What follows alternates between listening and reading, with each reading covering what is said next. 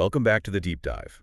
Before we get started, if you're finding our explorations insightful, don't forget to hit that like button, subscribe to the channel, and click the bell icon. Right, click that bell icon for more fascinating deep dives. Definitely. Today, we're tackling a topic as complex as it is crucial. Yeah.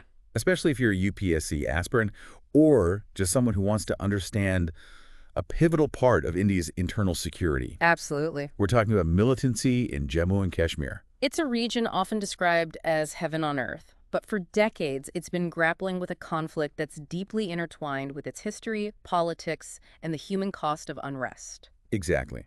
And understanding this conflict is essential, not just for exams, but for grasping the nuances of a region that continues to shape national and international discourse. For sure. So buckle up as we unravel the layers of Jammu and Kashmir's militancy, examining its roots, the human rights implications, and the controversial Armed Forces Special Powers Act. Or AFSPA. Right, AFSPA. Our journey starts long before the India-Pakistan partition.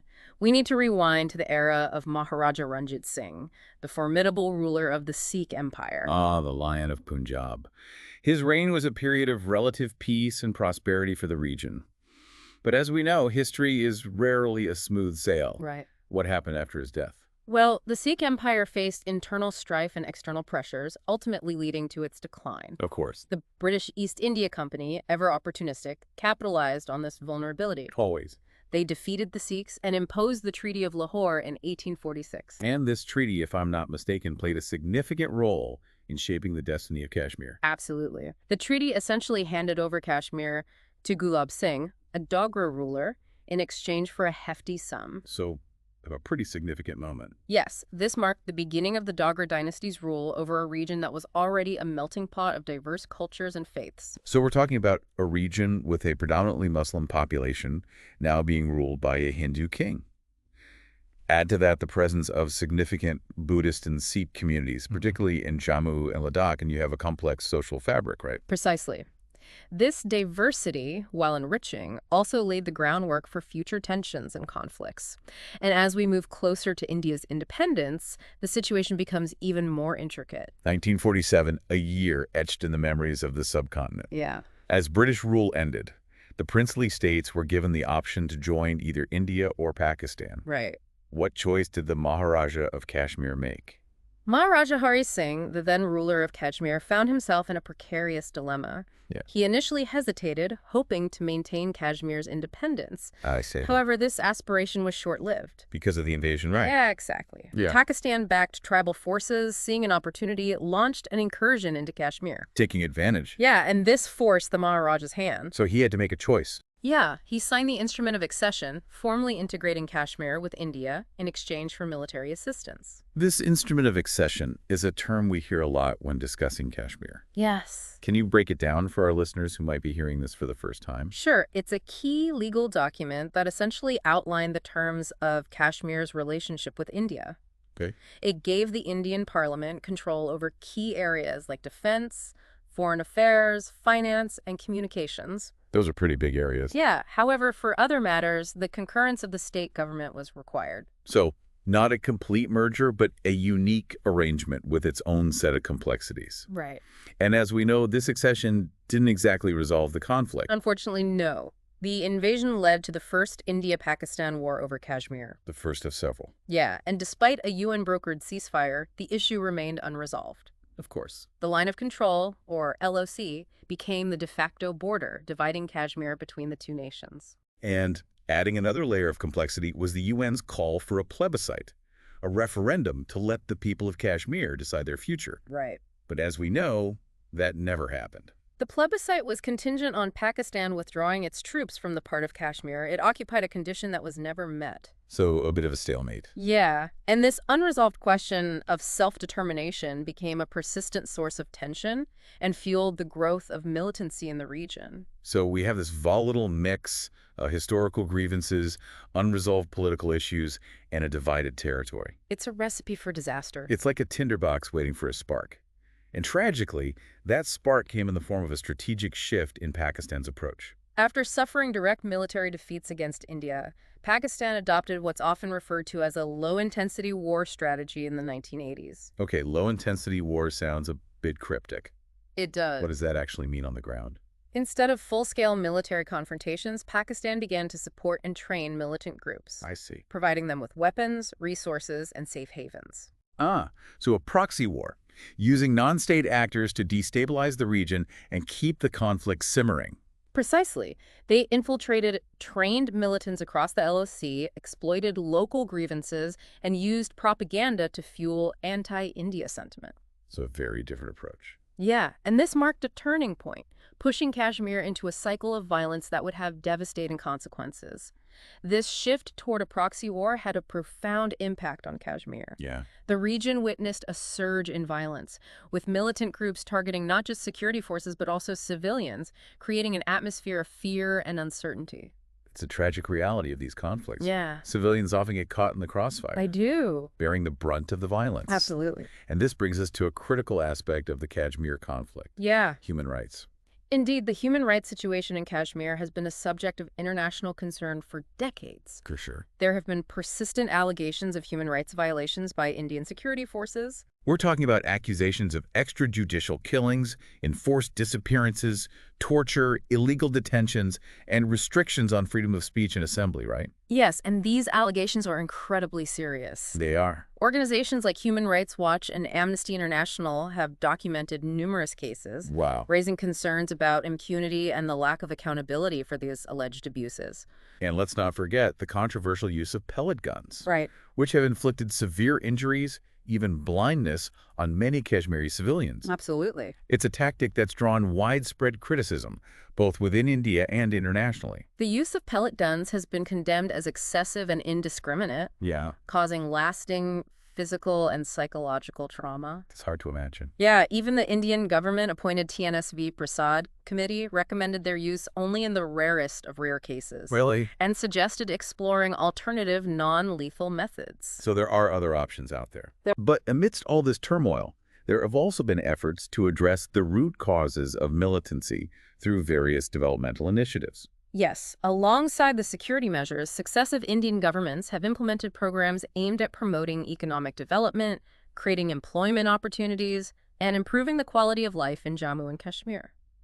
So it's not just about tackling the symptoms of the conflict, Right. but also trying to address the underlying issues that fuel it. Exactly. Can you give us some examples of these initiatives? Certainly. One prominent example is UDIAN, a program designed to empower Kashmiri youth Okay. by providing them with skills training and connecting them with job opportunities in various sectors. So giving them a path forward. Yes, the idea is to give young people a stake in a peaceful and prosperous future, offering them alternatives to militancy. It's about providing hope and a sense of opportunity. Absolutely, especially for a generation that's grown up amidst conflict. Exactly. Then there's the Prime Minister's Development Package for Jammu and Kashmir, I've heard of that. a multi-billion-dollar initiative aimed at boosting infrastructure, healthcare, education, and tourism in the region. Sounds like a comprehensive approach to tackle multiple aspects of development. It is. What are some of the key focus areas of this package? It covers a wide range of projects, from constructing roads, bridges, and tunnels Okay. to improving healthcare facilities and building new educational institutions, Such as? including AIMS, IIT, and IM in Jammu and Kashmir. Wow, those are some of India's most prestigious institutions. They are. It shows a commitment to equipping Kashmiri youth with world-class education and skills to compete on a national and global level. Absolutely. And there are also initiatives specifically targeting women's empowerment, such as Project Umeed, I see. which provides vocational training and financial assistance to help women become self-reliant. It's crucial to recognize that sustainable peace and development require the active participation of all segments of society, including women. I'd agree. But let's be honest, decades of conflict have left deep scars, haven't they? They have. There's a lot of mistrust and resentment that needs to be addressed. You're absolutely right. Building trust is a long-term process. It is. And it's been further complicated by some major political developments in recent years. Okay. The most significant of these was the revocation of Article 370 in 2019. Ah, yes, Article 370, which granted special status to Jammu and Kashmir, allowing it to have its own constitution and flag. That's right. Its abrogation was a momentous decision that sent shockwaves throughout the country and beyond. It was a highly controversial move. Definitely. Supporters argued that it would fully integrate Jammu and Kashmir into India, leading to greater development and a reduction in separatist sentiment. But critics saw it as a unilateral decision, a violation of the region's autonomy, and a move that could further alienate the Kashmiri people. The decision was accompanied by the reorganization of Jammu and Kashmir into two union territories. Jammu and Kashmir with the legislature, and Ladakh without one. Two very different approaches. Yes, and this move further altered the political landscape of the region. It was a dramatic shift, and the long-term implications are still unfolding. We are. What's interesting is that despite these developments, the issue of Jammu and Kashmir remains deeply intertwined with the broader geopolitical dynamics between India and Pakistan. Precisely. The two countries have fought multiple wars over Kashmir. As we discussed earlier. Yeah, and the line of control remains a volatile flashpoint. Of course. A stark reminder of this enduring conflict is the Siachen Glacier, Right. often referred to as the highest battleground on Earth. Siachen, a desolate and unforgiving terrain where soldiers from both sides face not just each other, but also the extreme altitude and freezing temperatures. It's one of the most challenging environments on Earth. It is. And it's a testament to the human cost of this conflict, where soldiers are deployed in one of the most inhospitable environments on the planet. The Siachen conflict really underscores the challenges of finding a lasting solution to the broader Kashmir issue. It's a reminder that peace in Jammu and Kashmir requires not just internal reconciliation, but also a resolution of the long-standing dispute with Pakistan. Absolutely. And while these external dynamics continue to play a role, the situation within Jammu and Kashmir has also seen some significant changes in recent years. For example. We've witnessed a decline in large-scale militant attacks. That's good news, right? Yes, partly due to India's counterinsurgency operations, and also due to a shift in the nature of militancy itself. What kind of shift are we talking about? Well, we're seeing the emergence of new, smaller militant groups, I see. often with more localized agendas and less direct connection to Pakistan. So a more fragmented landscape. Yeah. There's also a growing concern about the radicalization of Kashmiri youth through online platforms, A very real concern. making it more difficult to track and counter these evolving threats. It is. So it's a more complex and nuanced landscape now, with both challenges and opportunities. I agree. The question is, can development initiatives, combined with a genuine effort to address the political and human rights concerns, pave the way for lasting peace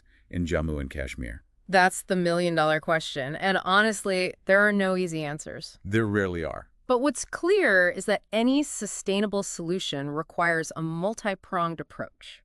What do you mean by that? It needs a combination of robust security measures to counter terrorism, coupled with sincere efforts to address the genuine grievances of the Kashmiri people. So it's not an either-or situation. It's not. You need both security and development, right? Exactly. And crucially, it also requires fostering a culture of dialogue and engagement, I see. both within Kashmir and between India and Pakistan. Okay. It's about creating spaces where different perspectives can be heard, where grievances can be aired, and where trust can be built, however fragile that might seem at times. It's a long and arduous journey, no doubt. It is. But ultimately, the path to peace in Jammu and Kashmir hinges on recognizing the complexities of the conflict, addressing the root causes, and engaging in meaningful dialogue with all stakeholders. I agree. And perhaps, just perhaps, amidst these complexities, we might find those glimmers of hope that can lead to a brighter future for the people of this beautiful but troubled region. And we're back with the final part of our deep dive into the complexities of Jammu and Kashmir. It's been quite a journey. It has, a journey through history, politics, human rights, and the enduring search for peace. And for those of you prepping for the UPSC, Right. remember, understanding the nuances of this conflict is key for GS3, especially the internal security segment. Absolutely. It's not just about memorizing dates and events, Right. but grasping the interplay of factors that have contributed to the situation we see today. Exactly. And one of those factors we simply can't ignore is the Armed Forces Special Powers Act. Or AFSPA, Right, AFSPA. a law that's been a source of intense debate and controversy for decades. For sure. AFSPA was enacted in 1958 and grants sweeping powers to the armed forces operating in areas designated as disturbed areas, which includes Jammu and Kashmir. So a lot of power in the hands of the military. Yes, and supporters argue that it's essential for maintaining order and combating militancy in a region facing significant security challenges. I can see their point. They point to the need to give security forces the authority to act swiftly and decisively against armed insurgents who often operate from within civilian populations. It's a difficult situation, no doubt. It is, but critics argue that AFSPA has created a climate of impunity, Okay. leading to human rights abuses and a sense of alienation among the local population. They feel it gives the military too much leeway. Yeah, they highlight instances of alleged extrajudicial killings, torture, and enforced disappearances where justice has been elusive. So it's a double-edged sword. It is. The debate around AFSPA is a microcosm of the larger dilemma facing policymakers in Kashmir: how to balance security imperatives with the protection of human rights. A delicate balancing act indeed. It is, and finding the right approach is crucial for achieving long-term peace and stability. It brings us back to that fundamental question we've been grappling with throughout this deep dive. Is lasting peace possible in Jammu and Kashmir? It's a question that's been pondered by policymakers, analysts, and the people of Kashmir themselves for generations. It's a complex issue with a long history. It is. There are no easy answers, and the path forward will undoubtedly be fraught with challenges. But amidst the complexities, there are also glimmers of hope. There are. The resilience of the Kashmiri people, their desire for a peaceful and prosperous future cannot be underestimated. That's encouraging. And the increasing focus on development initiatives, coupled with efforts to address human rights concerns, offer some reason for optimism. But we can't be naive, can we? You can't. There are still real challenges on the ground. Absolutely. We can't ignore the ground realities, the presence of militant groups, the unresolved issue of the LOC, and the deep-seated mistrust between communities all present significant hurdles. It's like trying to solve a puzzle with missing pieces. It's a multifaceted problem that requires a multi-pronged approach. So what needs to happen? We're talking about a combination of security measures to counter terrorism, development initiatives to address economic disparities, and genuine efforts to promote dialogue and reconciliation. So a holistic approach. Exactly. And crucially, it requires political will and a commitment to peace from all sides, including India, Pakistan, and the people of Kashmir themselves. It's a tall order, but it sounds like the only way forward. The situation in Jammu and Kashmir is a reminder that peace building is a long and arduous process. It is. Often marked by setbacks and frustrations. We've seen that throughout history. But it's a process that's essential for creating a future where the people of Kashmir can live with dignity, security, and hope. Well said. And as we wrap up this deep dive, we hope you've gained a deeper understanding of the complexities of this conflict and the challenges ahead. If you're a UPSC aspirant, remember understanding the nuances of Jammu and Kashmir is crucial for your preparation. And for all our listeners, we encourage you to continue exploring this topic, engaging in informed discussions, and fostering empathy for the people whose lives are directly affected by this enduring conflict. Because ultimately, peace in Jammu and Kashmir is not just a political goal, it's a human imperative. That's all for our deep dive into Jammu and Kashmir. Don't forget to like, subscribe, and click the bell icon for more insightful explorations. See you next time. Thanks for joining us.